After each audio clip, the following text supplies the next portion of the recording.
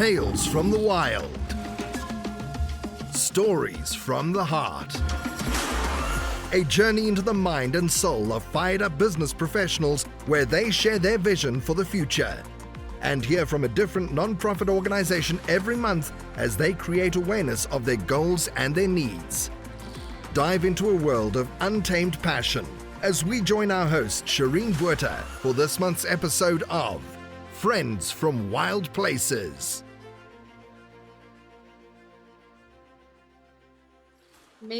Amazing journey. I'm so excited just to hear about it. I have a question. How did you pick the name of your company? Good one. When we were living in New Jersey, one of the most fun things my kids like to do was to go out into the park across the street from us. And there was a little, wooden footbridge sort of thing over a tiny little dry creek bed. And they would stand there and we would see fireflies, and we'd go and we would get jars from home, and they would capture the fireflies. We'd poke holes in the lids and we'd watch the fireflies in the jars for a few days, that kind of thing. And then we'd let them free. And that to me brought up those memories, the Firefly Bridge. And so I love that. Wow, that's beautiful. What a beautiful story and journey on that. Amazing. Absolutely. Yeah, I love that name. I'm just going to say, I think fireflies are absolutely beautiful. So I think that name is stunning. And to me, that whole experience of going and hanging out with the family, just watching the fireflies, that's the kind of feeling I want to have every day. That laid back, carefree time of just relaxing and enjoying each other. Nice. That's why the name stuck for me. Yeah, that makes sense. In an organized area and space around you, that will become easier to do. Yes. So we like that. Yeah. Zeenat, would you mind sharing 5 good habits that, to practice when it comes to staying organized? Sure. Well, okay. So one thing that is pretty important is learning how to stack your habits. So habit stacking is a term that became very popular with James Clear's book, Atomic Habits. And what he means by habit stacking is you already are doing things that are habitual. Maybe you're not even thinking about them. Brushing your teeth is one. Brush your teeth every night. And so with each of these habits, can you add a tiny little action on top of it that you do at the same time or immediately following that will over time become habitual also? And those little habits will help you to stay more organized. So for example, for me, every morning I come to the kitchen and I start warming my water up to make coffee. And that's the one habit that every morning I come out and I make my coffee. That's my habit. So I stack on top of that. While this water is heating, I'm going to start unloading the dishes from the dishwasher. And so unloading the dishes for me takes 5 minutes, same time that it takes me to brew a cup of coffee, and it's done. And so those 2 habits stacked together helps me to get that dishwasher emptied. So then our breakfast dishes, when the whole family comes out to eat breakfast or whatever, they can immediately go into the dishwasher instead of piling up in the sink or on the countertop. So that's how habit stacking will work.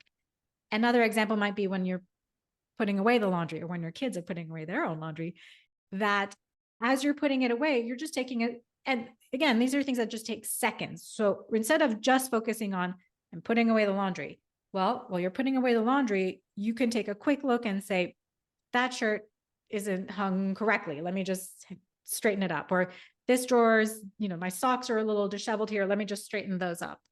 Takes seconds, but it's seconds that result in more organized spaces.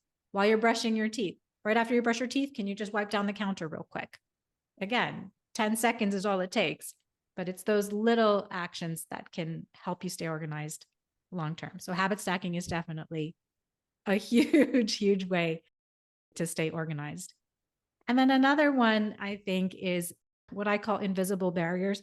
So if you think about putting an invisible barrier to the entrance of your home, that invisible barrier acts as a filter to anything that comes into your house. So you scrutinize anything that comes in through the door of your house before you allow it to sit on your counter and become clutter. Kids' papers, the mail that will sit there for days, packages from Amazon, returns that you need to make to a store, all of those things, scrutinize them before they sit on your counter and become clutter, and decide what you're going to do with them before they even enter your house. That's a huge one.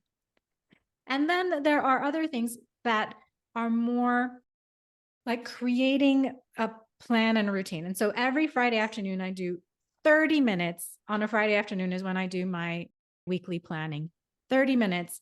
It encompasses planning my weekly schedule, my work schedule, our appointments when the kids have doctor's appointments, when we have doctors and dentist appointments, all those go on my schedule, but also on there go the very important things: date night with my husband, Friday pizza night with the kids. All of those things also end up on my schedule, but that takes 30 minutes on a Friday afternoon. That's it. And, a lot of people tend to wait and plan on Sunday night. For me, and that may be great for a lot of people and that may work for them. What was happening for me is, again, this was conventional thinking. Do the planning on Sunday night to plan for your whole week and then you'll be fine. But for me, do you know the terms, the Sunday scaries? Are you guys familiar with the Sunday scaries? Oh, Sunday scaries basically means all through Sunday, your anxiety builds up with the anticipation of what's going to happen during your work week. It's almost Monday. It's almost Monday. And oh no, Monday's going to begin. I hate Monday mornings and Monday is hard. Da, da, da. And so you lose your entire Sunday building up anxiety about Monday. And I would also not want to take time out on my Sunday evening to plan. And so I realized that for me, that wasn't working. I just wouldn't do it. And so if I plan on a Friday afternoon, I start my weekend with my entire following week planned. So I don't have to worry about Sunday. I don't have to worry about Monday. I know exactly what's going to happen. So the fourth big concept to keep in mind is meal planning also has to be part of that Friday planning. If you don't know what you're going to be eating or what you're going to be serving your kids on a Wednesday night and they have practices, your stress level on that Wednesday night are going to shoot through the roof and you're not going to feel enjoyment that night. That's where the irritation and the irritability comes in. And then that's when I start, snipping at my kids and at my husband. Where are the scissors? Why doesn't anybody put the scissors away except for me? Things like that tend to happen a lot. So that's a huge one. Get the meal planning done. And I think the last one is simply to always schedule in the time for self-care, whatever that might look like for you. And funnily enough, I think that's a really pivotal, that's a key element of staying organized, is being able to take the time to do whatever you need to do to step back and take time. For some people, it's meditation. For some people, it's reading. For some people, it's a bath. For some people, it's just, having a cup of tea, looking out the window, whatever it is. And for everyone, it's different. For some people, it might be run around, go running, which I don't understand. For me, it's not. Exercise is not my go-to for self-care, but for a lot of people, it is. Exercise is your self-care. Schedule it in, because if you don't put it on your calendar, if you don't put it on a schedule, it's not going to happen. Right.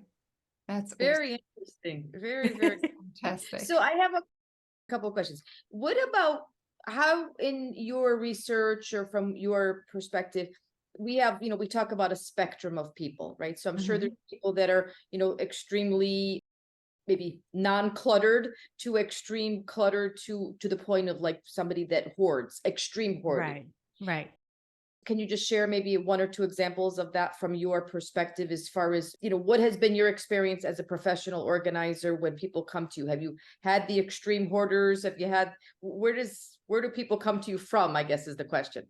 Right. Well, a lot of different places. I think typically the place where people will start to call an organizer is when there's some kind of life transition. So a new job, a move, a new baby, pet, the loss of a loved one, or the realization that someone in your family has hoarding tendencies and you want to be able to help them because now they're at an impasse. It's clean this, or they're having safety issues. There are safety issues in their home. So those things have to be. Now, hoarding tendencies, it's a real mental illness. And so that is something I'm not equipped to handle specifically. So if someone does present with hoarding tendencies, and I believe they might have hoarding tendencies, I will always refer them to someone who's able to help them. And within NAPA, we've got organizers who specialize in hoarding tendencies, and we can get them the help that they need.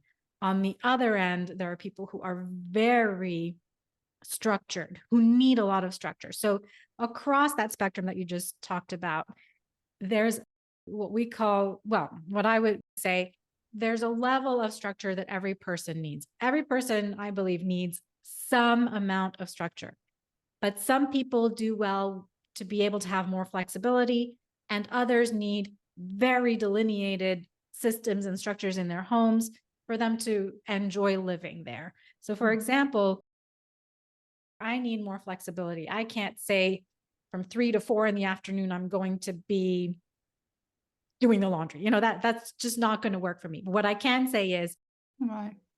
laundry days are Monday and Friday.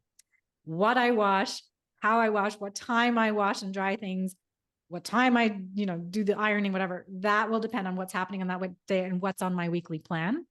But I know that those are on my plan for Monday and Friday.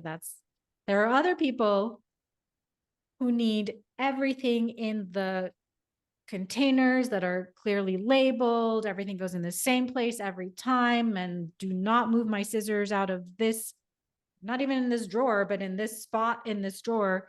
And they need that kind of structure. And so when I go into someone's home and we do the assessment, we're talking about how they live, what they want to do with their space. Those are things that I kind of clue into. And that's how I know how they will need to structure. So yesterday I was in a lovely lady's home who, as we were working on her master closet, they're removing in after doing some remodeling. And so a lot of things were still in boxes. And so in her master closet, a lot of things were still in those plastic bins. And so as we were unpacking a lot of those things, moving things, I started by folding all the t-shirts and putting them into a drawer, all the t-shirts in one spot, all the workout pants in another spot, all of this in one spot. As you know, you typically would think, well, that's how people organize. They put all the t-shirts in one spot. And that's not how as she put it, that's not how my brain works. My brain works, I need the top and the bottom together. And so that's how we organized her space. The top and the bottom for whatever outfits she likes to organize in outfits. That's how we organized all her drawers. That's how she's going to organize all her hanging clothes, the top and the bottom next to it. And you just have to understand that not everyone has the same type of organization needs over that spectrum that you talked about. That is so interesting. Ladies, let me just pop in here with a Buzzsprout advertisement. Zeenat has also her own podcast. So if anyone wants to go and listen to her podcast's name is Zeenat's Organizing with Ease. Organizing with Ease. Please go and listen if you want to know more tips and tricks on organizing and just to relieve your life a little bit from some stress if you are living in a little bit of a cluttered home. And in talking about a Buzzsprout, I'm talking about podcast. Let's talk about Buzzsprouts. Podcasting isn't hard when you have the right partners. And the team at Buzzsprout is passionate about helping you succeed. Join over 100,000 podcasters already using Buzzsprout to get your message out to the world. When I started this podcast, I didn't know where to begin and was quite overwhelmed by using Buzzsprout, though it makes it super easy and straightforward. To start your own podcast and get a $20 Amazon gift card, follow the link in the show notes. This lets Buzzsprout know we sent you, and it does help support the show. So Buzzsprout, let's create something great together.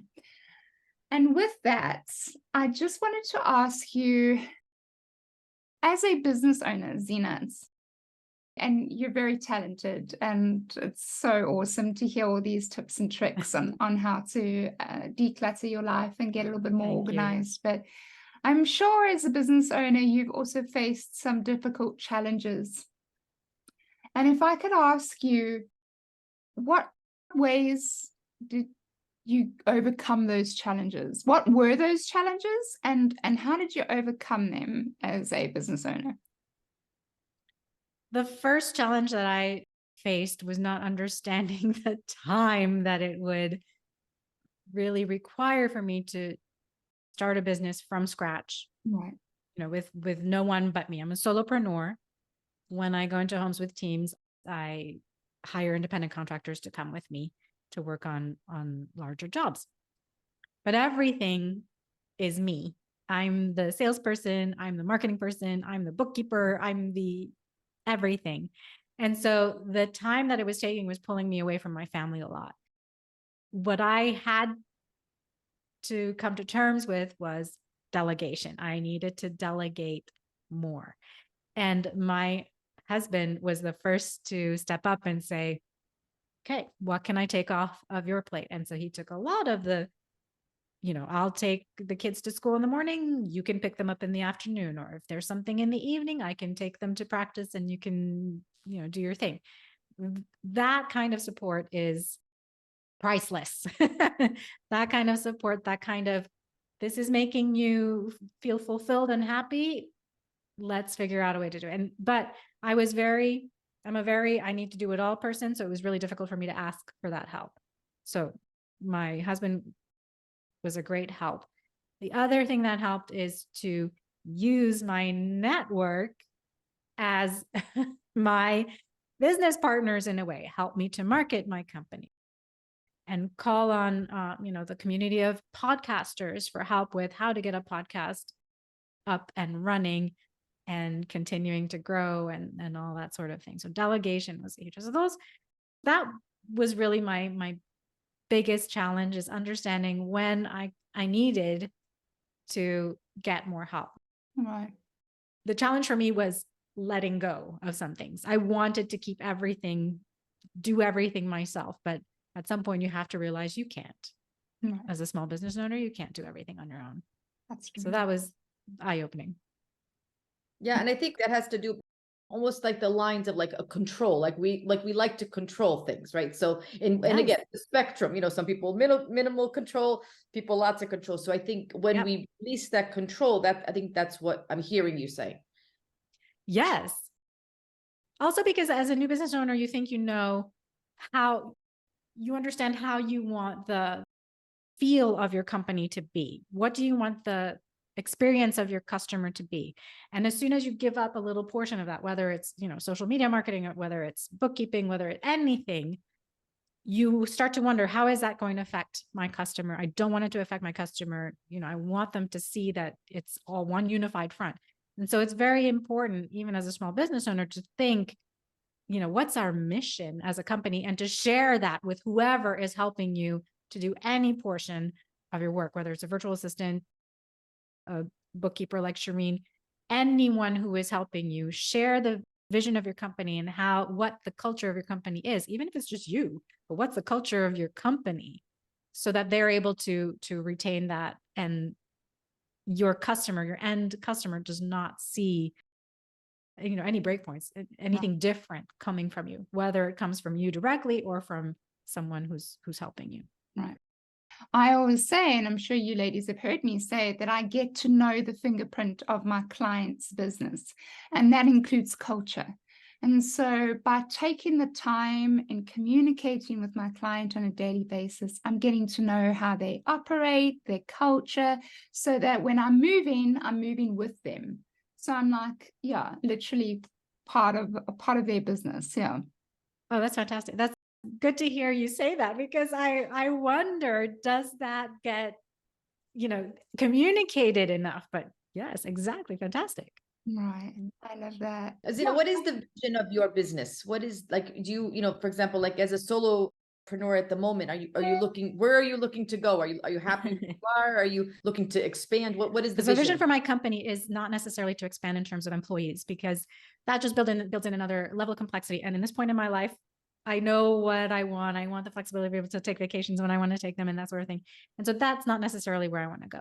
What I am doing, though, is I'm expanding online. And so while I still have our in-home clients here locally, and I bring in teams to work with these clients, and we're doing a lot here now, I do want to expand my reach. And my reach meaning I want to teach people who want to learn how to do this for themselves without having to go through the expense and the time that it takes to hire a person to come in and teach them how to do it in their home or do it for them in their home. If they learn to do it for themselves, it's a lifelong thing. They've invested in themselves now for lifelong benefits, to streamline their entire life and to take back their life, to love their homes again, love living in their homes. And so by going online, I think I can reach more people, especially women, especially moms, especially mom business owners who are going through what I went through. And I want to shorten the path for them to get them there much more quickly than it took me the years and years and years of the ups and downs and learning and understanding. Let me find you a shortcut. Let me tell you what the shortcut is to get there. And so for me, I have a 90-day online program that I take people through with the ultimate goal of you will have your home. Not only will you have your home organized, but you will have your home streamlined. And so that you know how to keep it that way in 10 minutes or less a day, is because you'll learn things about how to do the habit stacking, how to create that invisible barrier at the entrance of your house, how you can incorporate those things easily into your day so that it takes just 10 minutes to keep your home organized. I mean, to do the thing that I was doing is when, it's my week to do book club at my house, that afternoon I'm running frantic, throwing things into closets, cupboards, take things out to the garage. I'm yelling at everybody, pick up a pile and take it somewhere else so that I could have these women come into my home. I don't want that. I want to enjoy being in my home until the moment that they come. I want everything to be easy so that I can enjoy my life. I don't want to be organizing all the time. Tune in next week for part 3 of Friends from Wild Places. You've been listening to Friends from Wild Places with Shireen Bueta. Be sure to subscribe to the podcast from the links to catch every episode and unleash your passion.